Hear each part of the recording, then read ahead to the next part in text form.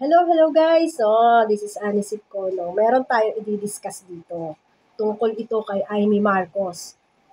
So, meron kasing isang vlogger na nakakuha ng balitang ito.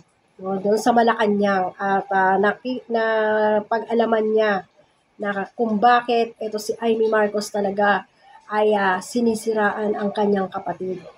No? So, ito yung dahilan kung bakit nga ba sinisiraan ni Amy Marcos si PBBM.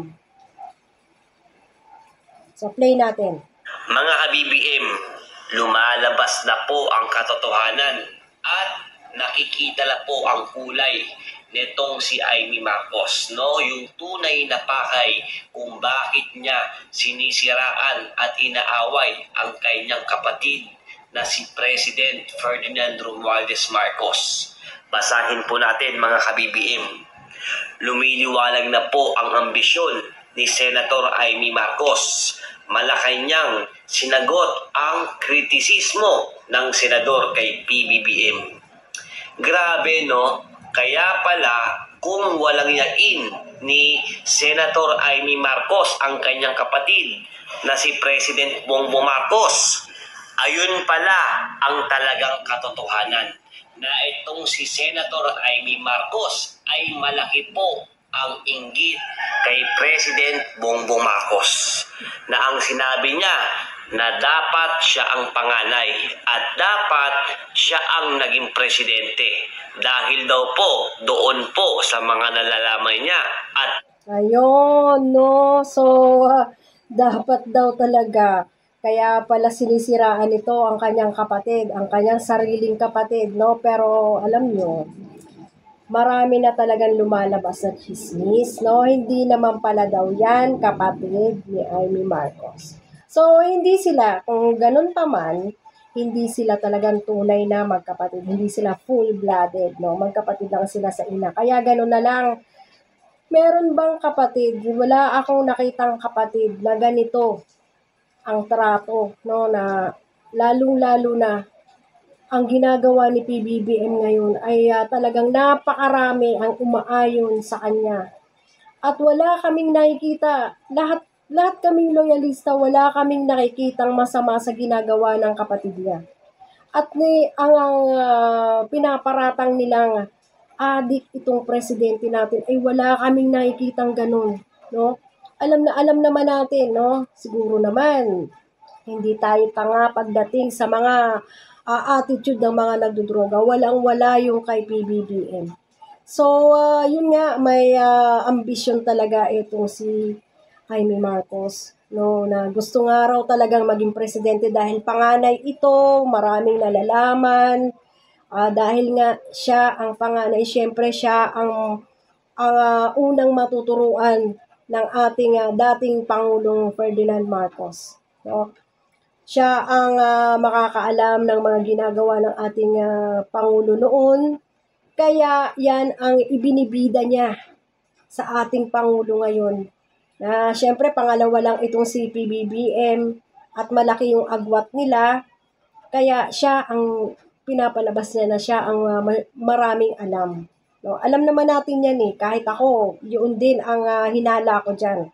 Na gusto nga talaga siya ang mag-rule ng bansa. Okay, so pakinggan pa natin. pag-train ni Apo Lakay sa tatay po ni President Bongbong Marcos at ni Senator Amy Marcos na dapat daw siya ang naging presidente, hindi daw si President Bongbong Marcos. Alam niyo, sa totoo lang, lumabas na po ang katotohanan Kung ganun pala, kung gusto niya palang maging presidente, bakit siya naman ang panganay Dapat, pinakiusapan niya si PBBM na siya na lang ang tatakbo. Dapat itrinay niya or sinubukan niya na tumakbo siya bilang presidente noong 2022.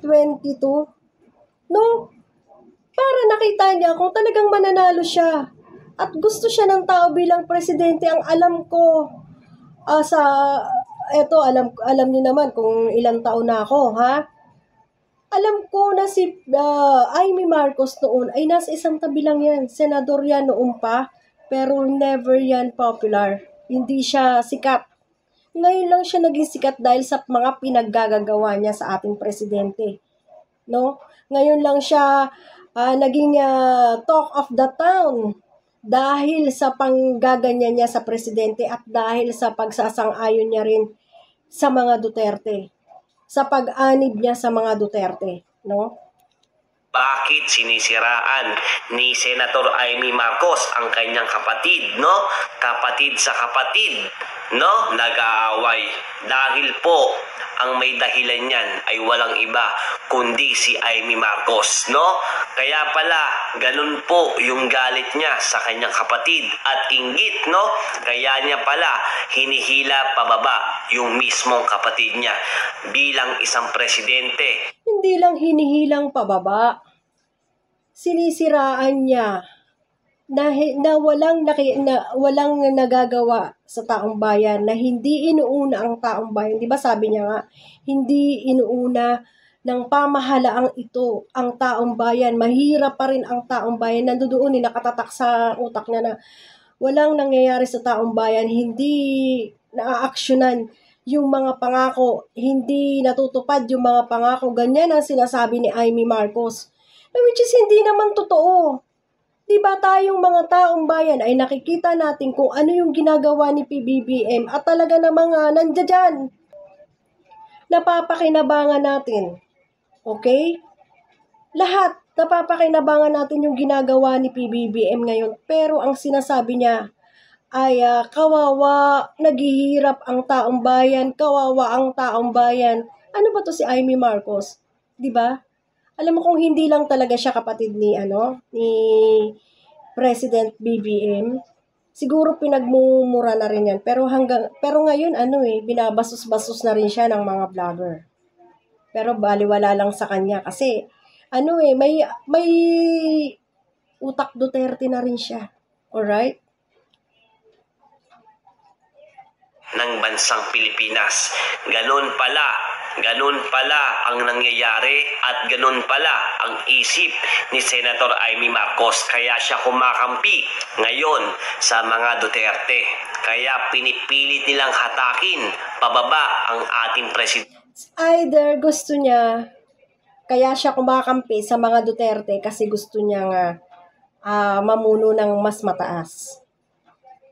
Ang balak niyan, alam na natin yan, ang balak niyan ay maging president si Sara Duterte at siya ang maging vice president. Siyempre nga naman, one step ahead na para maging president, no? So, ang lakas din ng pananalig nito ni Amy na magkakaganon siya. Sa ginawa niya ngayon kay PBBM, ewan ko na lang. Ngayon nga nanalo siya bilang senator Ang alam natin si Abalos ang panalo. Ano naman yan obvious naman nun no? Sa mga lumabas na resulta ng botohan, si Abalos ang mas ang dapat nandoon sa pwesto niya. Na walang ginawa kundi mahalin tayong mga Pilipino at higit sa lahat mahalin at protektahan ang bansang Pilipinas. Alam mo, sa totoo lang, Senator Amy Marcos, huwag ka nang magbalak na maging presidente or maging vice presidente dahil hindi po mangyayari yan. Dahil lumabas na po ang tunay na kulay mo at kasi mismong kapatid mo ay inaaway mo. Imbis protektahan, mahalin mo at ipagtanggol mo ang... Ngayon lang ako nakakita ng kapatid na ganyan. So, napaka-unusual, bizarre na feeling. Magtataka tayo bakit ginaganyan niya, kapatid niya. Kung talagang sarili niyang kapatid or talagang buo silang magkapatid, hindi niya gaganyanin yan. Talaga ipagtatanggol niya yan, yayakapin niya yan. Kahit na merong nakapaligid yan, dapat poprotektahan niya pa rin yan. Siya ang magpoprotekta, hindi yung mga ibang tao na nakapaligid, mga cabinet members, mga officials, hindi. Dapat siya ang unang pumoprotekta sa kapatid niya. Pero hindi, siya pa ang unang sumisira sa kapatid niya, di ba? So, sino tayo? saan tayo, bakit tayo boboto pa sa kanya para maging presidente siya, di ba? Ang sarili mong kapatid, ibang tao pa at ibang dugo ang pinaglalaban mo at pinagtatanggol mo para sa sariling ambisyon. Hindi lang ibang dugo, ang pinagtatanggol niya ay talagang notorious. Talagang napakasama ng mga ginawa. Alam na natin yun. Kaya nga ngayon pati siya nga pumipigil sa impeachment, di ba? Pinipigil niya para hindi malaman yung totoo. Siya pa mismo na kapatid, di ba? Napakasakit nun kung hindi lang malakas-lakas ang ating presidente. Alam mo, bumigay na ito. Pero hindi alam ng presidente kung nasaan siya kasi. Kung ano siya, kung ano yung relasyon nila. Alam ng presidente yan. Mo.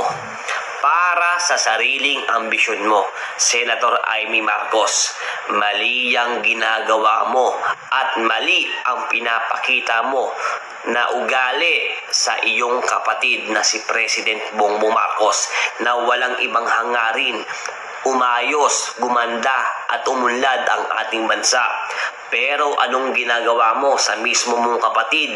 Sinisiraan mo, ikaw mismo ang nagbabaksak sa mismo mong kapatid at yung sinusuportahan mong mga Duterte na wala namang talagang nagawa dito sa bansa natin. Pinoprotect. Ano ka ba? May nagawa naman yung sinusuportahan niya. Puro nga lang kasamaan. Napaka-worst ng ginawa. Sinusuportahan niya ba naman yung taong nagmumura ng Diyos, yung taong gusto mapunta sa impyerno? Ewan ko rito kung bakit hindi nangingilabo to si Amy Marcos sa pinaggagawa nito No? Hindi mo alam talaga kung bagay, hindi nga talaga siya dugong Marcos. Kasi kung dugong Marcos yan, hindi ganyan mag-isip ang mga Marcos. Itahan mo pa ang masasamang ginagawa ng mga Duterte laban sa iyong mismong kapatid, kadugo, no? Dapat ang mismong ate, kung panganay ka, no?